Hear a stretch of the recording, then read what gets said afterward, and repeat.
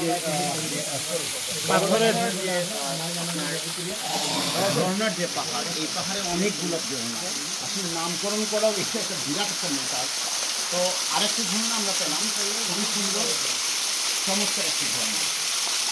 আমরা উপর দিকে উঠে আরো অনেকগুলো ঝর্ণা আছে, সেগুলো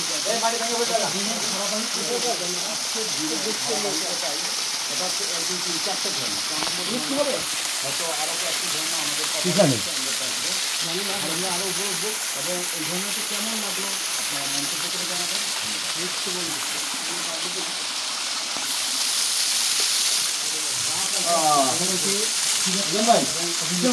এই মুহূর্তে একটি পড়ালেখার প্লেট পাথরের ঝর্ণা, কেউ কেউ কালো পাথরের ঝর্ণা নামে জানে।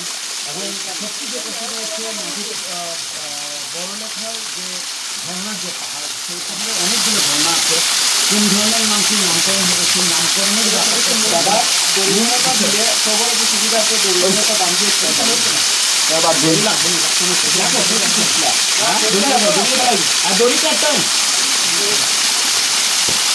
দড়ি তো মনে হয়